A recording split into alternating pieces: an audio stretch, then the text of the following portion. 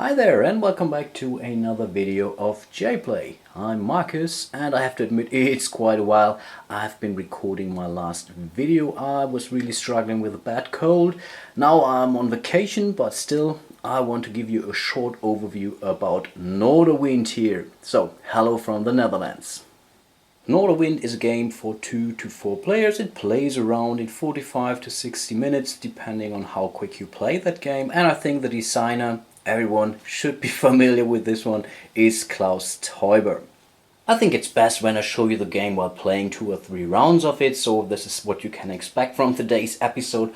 But nevertheless, I wanted to show you these awesome components that you get with Norderwind. So you get this cardboard ship full in 3D. You can raise the sail here depending on your current speed. You have the storeroom here. You have a brick where you can collect your prisoners, pirate prisoners. Basically every time you get new equipment, for example a new cannon, you can place it on your ship accordingly, or anytime you get some cargo which you can place directly in your hold here, or when you hire new crew you can send it here to the cabin. This is really so nice, and even the crow's nest here on the top can be utilized as well. So again, when you hire new crew you can send them here to the crow's nest to get some additional abilities from the sailors. So the components in this game are really awesome. Setup of the game is pretty straightforward. So you prepare these special contract tiles for each of the cities. So here's Ålesund, Trutown and Nordercup. Each of these 3 harbors now gets 7 of these sea tiles here. So that's 3 and 7. So I will prepare that now. Next thing is we would put the appropriate harbor card onto the cards here as well. Then we give them a shuffle, so we really know in which pile the Nordercup tile really is. So this has to stay where it is. We give each of the piles a good shuffle so that we're really not sure where the harbor actually is or what really awaits us. Each player takes 10 of these victory point counters. Each player gets 4 cannons for his normal reserve. We will take 1 for basically our starting armory, and each player can acquire or can hire 4 sailors throughout the game. We will prepare them here as well. So the first thing that we would do is to place one of these cannons here on our ship, so we would be allowed to defend ourselves against any pirates. And the next thing to do is to collect 5 gold and a business letter, and then we are already good to go. The goal of this game is also relatively straightforward. The first player who manages to place his last victory point stone on one of these spaces here actually wins this game. In a 2 or 3 player game that's 10, in a 4 player game that's only 8 of these stones, and I think some of you might be familiar with this concept of around 10 victory points in order to win a game. The tasks differ from city to city. For example, in Nordercup, the first task you have to achieve is to deliver 1 wine. The second task would be 3 gold. The third task would be 1 gold and 1 wine. I think you get the picture here. This concept applies to all the other harbors like Trutown or Ålesund as well. They demand different kind of goods, but as soon as you have placed your stone here, you are no longer able to fulfill this task. So the next player who wants to fulfill something in Trutown has to go to this level, and really you have to do that in an ascending order. So there is no chance for you that you can just go to this space here, for example. And then there are some bonus fields like this one here. So in this case, when the player manages to hire his 4th sailor, he would be allowed to place his stone here as well. So another way to score you a victory point. Then there is this bonus field here. So as soon as you have managed to fulfill a task in each of the city, you're also allowed to place a cube on this field here as well. So this is another way to score you another victory point. And last but not least, there are these majority fields on each of the ports here. So for example, in Nordercup, whoever has the majority in completed tasks in a town can place his victory point stone here. But of course, this is something you have to remove once additional player ties with you in respect to the amount of completed tasks. Let's start the actual game round. The first thing that would happen is you would gain a charity. And this only applies to players who start their round with 0 gold. 1 gold doesn't bring you anything, so you shouldn't really rely on that one, but at least there is a way to get you some gold. The next thing is that you would actually sail out. And here it is important on which sailing level your current sail is. Right now all the players start at level 4, so we would be allowed to draw 4 cards from any of these sea tiles here. In a later phase of the game you could increase your reach by buying the proper equipment here, and then you would increase it to level 5 or even level 6. Okay, Blue would start the game and this would be his very first turn, so he decides to sail in the region of Norderwind. So we would draw our first sea tile here, and that is already an equipment harbor here. So we could now decide to either increase our sailing level and paying 2 golds, or we could spend 1 gold to get us hire ourselves a sailor or an additional cannon. You are only allowed to use one of these options here, so that's basically clearly written on the card here. And you also have to be aware that you're only allowed to do 2 actions during your turn. So this would already be his very first action in his turn, and so you really have to gain some gold, but I think this is really too tempting, so I think we will pay 1 gold and we will hire ourselves an accountant bookkeeper. So we will place the accountant here on this spot there, and he would allow us to gain 1 gold each time we are exchanging some goods with a trader, for example. We have to mark that we have used this card here, so this was our first action. And one additional thing to mention here, you see the underline of this A. This means all the other players are now allowed to also use this action here, and they can do that by spanning their business ladder here. Right now I'm not so sure if he wants to do that or he wants to wait if he can buy something cheap, and I think Red will keep his money for now and will wait for the next action tile. Okay, I think Blue will continue his journey, so we will flip over the next card. And this is a Shipwreck, and this is awesome for the Blue player. You know, there is no underline here, so only he is allowed to use this action. I think he will do that, so he will flip this one as well, and this would gain him 2 extra gold. So we will now have to take these 2 cards and shuffle them all back in the appropriate Norderwind draw pile. So this will be a completely new draw pile. So Red could directly go sail into the same direction here and hope for the Shipwreck, for example, or he could go for Truthhound or Olesand. One thing to mention, if you're only using one of your actions during your turn, then you would be allowed to gain yourself a business letter. But only if you don't have already 2 business letters on your hand, so this is basically the hand limit for that, or this is the only way to get back these business letters. I think for now it really doesn't matter, so I think Red will also sail into this pile here. So we'll flip over the first card here, and this is a merchant, or basically a trade port. This would allow you to exchange 1 salt with 1 gold. You can do that twice, and I think this is really what Red will do in this case, because the price is pretty good. So we will pay 2 gold and gain 2 salt, and that's already the maximum that you can have for 1 good, though he's not allowed to get any more salt now.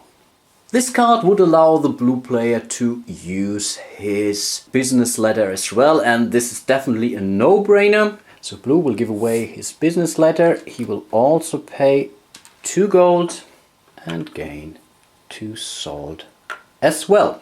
It's still Red player's turn, so we'll continue his void. Of course, we have to flip it in order to show that we use this action here. You don't have to use this action. You can still go on sailing until you reach your limit, basically, of 4 cards right now. And then you see how you can take your actions, basically.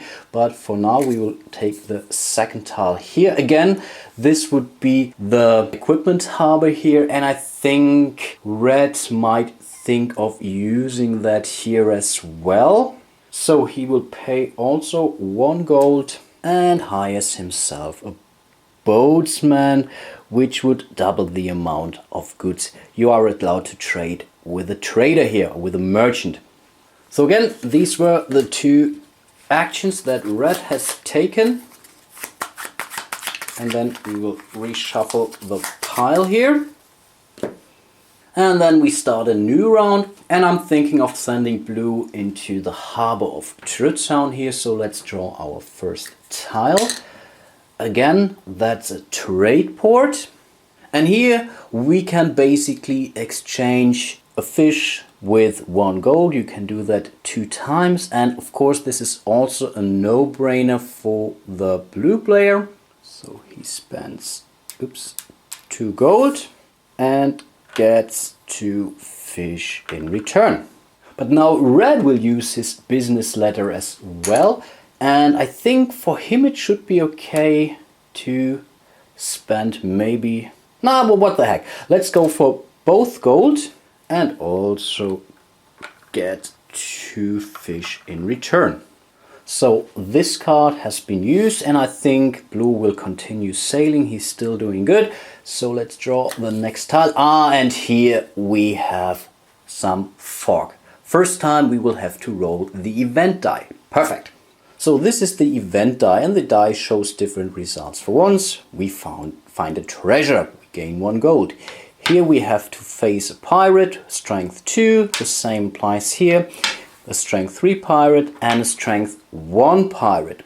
So nevertheless, Blue has to roll this die. This does not count as an action for him, so he could continue to sail. But first of all, let's check what we roll. And he rolled this symbol here. He can now decide either to spend 1 gold, then he can continue his journey, or he can try to actually fight this pirate. As this pirate only has a strength of 1, there is a chance that he can beat him, and some cities like Trutztown demand pirates in order to fulfill some of the goals. So I think for him this would be a pretty good opportunity. So yeah, let's try to do that. And for each cannon you have, you are allowed to roll the cannon die once and only once. So, and we are really looking for at least this symbol here. So there are some of these silver hit tokens basically. There is also a side that's showing these 2 blue dots here, but this is only valid if you have the proper sailor on your boat that shows the cannoneer symbol over here. Only then this side of the die brings you any hits. So let's hope for the best and roll the die here. And can you believe it? He is successful. That's perfect. So he would be allowed to place a pirate into his brig here. There are 2 slots in the brig. Whenever you are out of space and you would capture another pirate, you directly get 1 gold instead.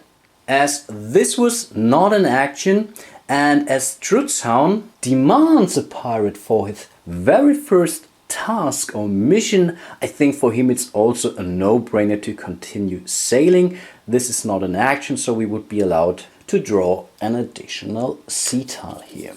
So again, this would be a trade harbor, but I think he's not going to go there. I think he will, I think he's feeling lucky and he will draw the next sea tile now and really hoping for the Trutztown card. And no, we are not lucky here. We would be allowed to, I think, sell or exchange 1 wheat for 3 gold. That's perfect, but he's not any wheat on his ship, so he's not allowed to use it here. The good thing is he only spent 1 action, so therefore he gets a business letter. Last thing to do is to shuffle the cards back into the pile of Trutztown here. And then it would be the turn of the red player. As Red doesn't have any money, he gets a charity of 1 gold at the start of his turn. As Red has both salt and fish, and Olesund is requesting this, I think he will sail into the region of Olesund. So let's draw our very first tile here. Again, that's a trade port here, so we would be allowed to gain or to exchange one wheat with one gold, and I'm really thinking of doing that. Yeah, let's do that. So we pay our one and only gold coin and buy some wheat. I think blue will do the same by spending his business ladder. He will pay 2 gold and get 2 grain. I think it's grain, not really wheat, but I think you get the picture.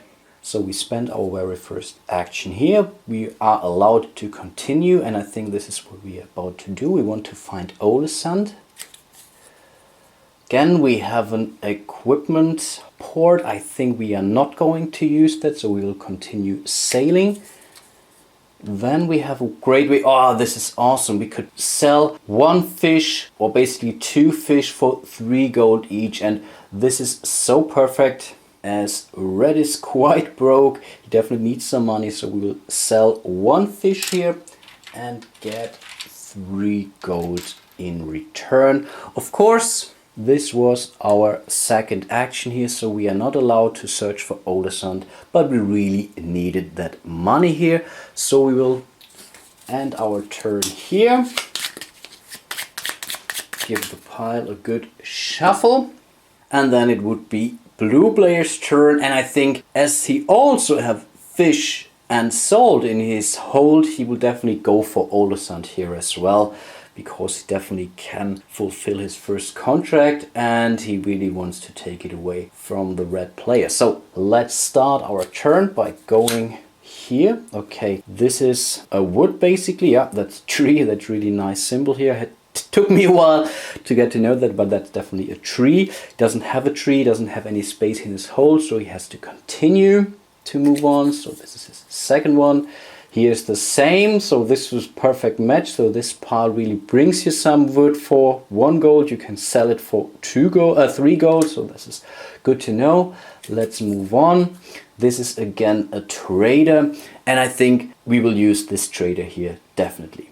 The trader allows you to exchange any good with 2 gold in any direction. You're allowed to do this once, and for blue he's going to sell 1 grain here. So he gets 2 gold directly, and he gets an additional gold because of his accountant here. Awesome. Again, red doesn't have any business letters here, so he's not allowed to sell or buy anything here. And blue still has 1 more action left, so he will continue searching for Olesund here. And here we find an additional trader, and this trader is even better as it gives you 3 gold coins for anything that you would sell. Again, for blue, that's a no-brainer. He will sell 1 fish, he gets 3 gold coins from the trader and 1 additional gold coin from his accountant here. Again, no one was really able to complete a quest here from these cities, so this was his second action, but it was really, that was too sweet for the blue player, so he had to go in that direction. So we will give this pile a good shuffle, and then red will do the same. I think he still can make it to Olesund, so let's see if we will be able to reach it. So again, we will find the equipment harbor here, so he might think of hire an additional sailor or to get an additional cannon. No, let's go for an additional cannon. So we'll pay 1 gold, and then we would be allowed to place our second cannon here. So we would be allowed to roll 2 dice against any pirate ship. So we will flip it to show that has been used. This would be our second port. We could go in that direction, but really we want to go for Olesund, so we'll pass by. This is again this one here, and our last thing would be Olesund. Awesome. So with our second action, we would be allowed to complete a task of Olesund. There is no underline here, so no other player can use this harbor at this point in time. So red will give away 1 salt, 1 fish, and so he would be allowed to place one of his stones directly here on the task. So this is completed, so no one can take this away. And he get a second stone as he currently has the majority in this column here, basically at Oles. And of course this will change over the game, but for now he has placed 2 of his victory point stones. And I'm thinking this should be enough in order to get you up to speed in this game. I think I showed you most of the rules. There are some other tiles in this game, of course. I showed you how the business ladders work, how the pirate attack actually works. So I think this should be okay to get a general idea of how this game actually works.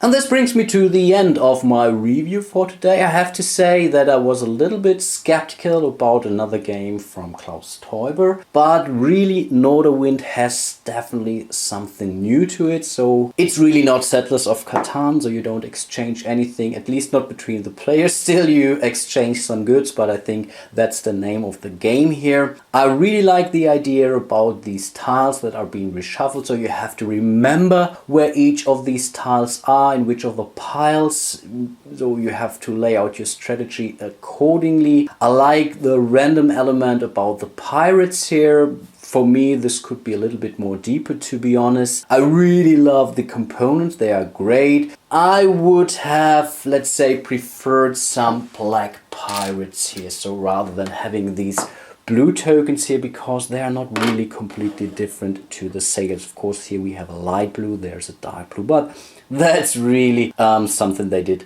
a very good job on. So overall, it's really a cool little game. It plays very fast. That's really important to imagine, so you can get into the game relatively speedy. So you explain this game within maybe 5 to 10 minutes and everyone should be good to go.